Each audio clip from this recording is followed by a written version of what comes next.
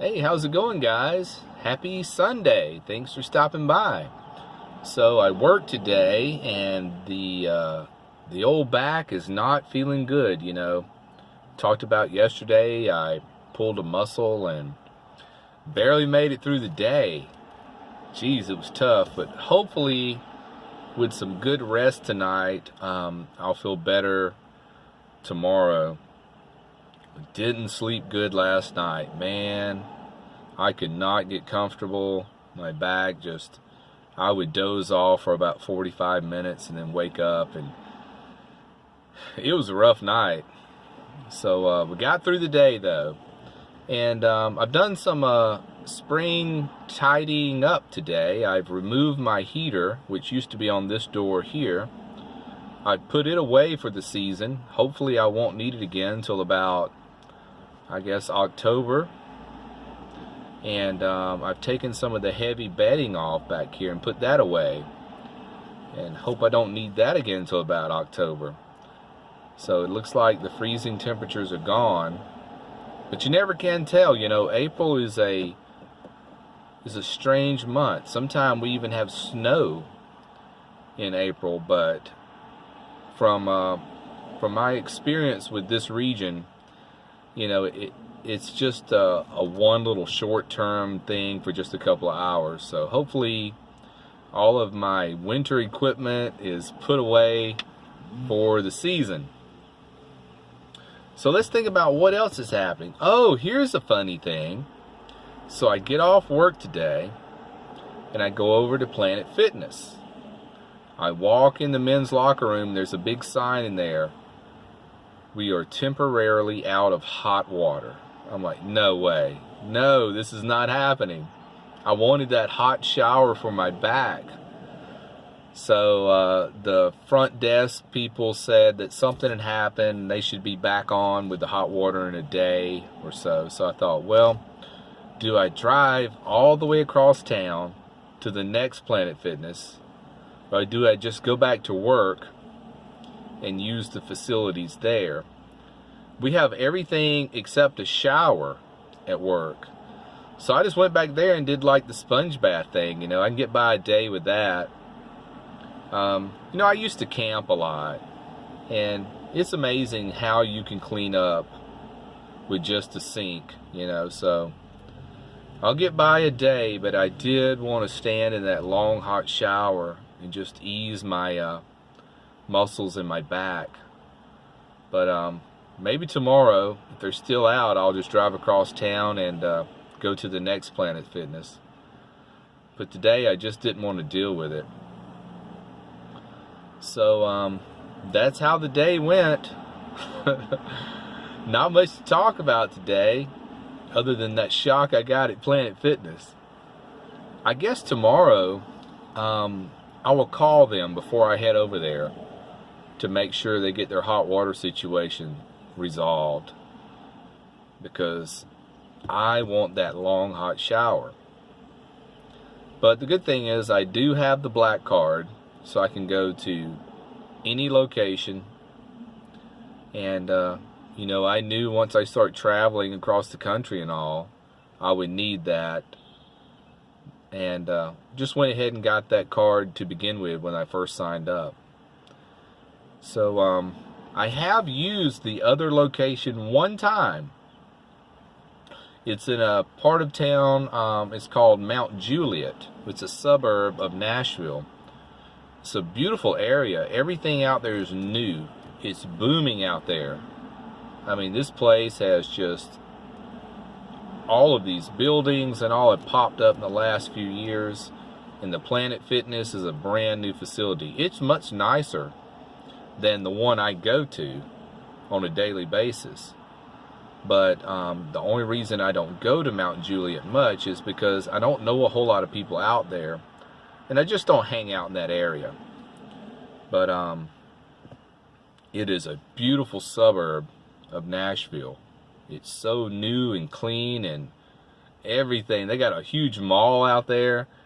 So I was thinking, in the summertime, when it's hot during the evenings and all, I think I'll start spending more time in Mount Juliet because I can go and walk around that mall that they have, and they have part of the greenway goes out there. That's the walking track, and they've got great areas just to walk out there. Beautiful area. And funny thing was, when I first moved to Nashville back in November of 2013, I looked at a place out there, and I thought, well, no, it's just a little too far from work, and the commute on I-40 would be pretty bad coming into work every morning and going home in the evening. But man, has that place grown in the last 5 or 6 years. Cannot believe it. So I may start hanging out there more often. It's a great, safe place, and good places to park overnight out there. I'm going to have to scope it out. I'm out that way for work about once or twice a week anyway. So I think I'll take that opportunity next time I'm out there to start kind of riding around the areas, getting an idea of where I could park overnight. Of course, there's the Planet Fitness. Be a great place to park there. But you know, you don't want to wake up to the same place every morning. And that's part of what this whole deal is about. You know, I like to wake up, and there's been times, here's the funny thing, and I bet you have experienced this too. I guarantee you have. I wake up in the morning and I pull this divider curtain back, and sometimes I'm shocked at where I am because I didn't remember. You know, you stay in so many different places, and you pull the curtain back thinking you're going to see one scene, and you see another, and you're like, oh, I forgot this is where I parked last night. Because you move around so much. There's been several times that's happened. I pulled the curtain back and was expecting to be in one spot and was in another. I thought, man, the days are just running together. But it's humorous when that happens. But that's one of the great things about van life, is the different places you're just hanging out, even though it's in the same city. And every place I stay is usually within probably I don't know, a 10-mile radius from each other, because I like to be able to get to work with an easy commute. So I try to plan that when I park in the evening. I try to think about the commute to work in the morning. But it is so funny, waking up in the morning and taking down the curtain and the privacy panels, and you're looking out and you're thinking, oh, I didn't know, I forgot I had parked here last night. I thought I had parked over at the Kroger or at the bank or the Chick-fil-A or whatever it was, you know. So it's things like that add a little bit of spice and seasoning to van life. It's funny. So that's about it. Just talking about the heater is gone for the season. And I've still got half a tank of propane left. I guess I can use that on my camp stove when my butane runs out, because the stove I have is a dual fuel stove. You can run either butane or propane.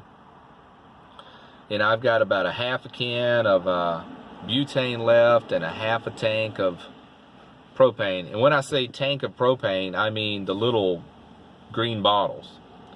You know, I only used about 4 of those things all winter. That was very surprising to me. I'm glad I didn't go out and get that big white, I guess it's a 5-gallon tank, you know. I have everything set for it. All I got to do is buy the hose that's got the filter built in, where I could connect the big 5-gallon tank of propane to the buddy heater.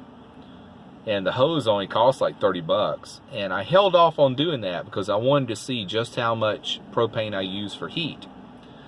Turns out I didn't use much. I could have burned more and been more comfortable, and next winter I bet I will.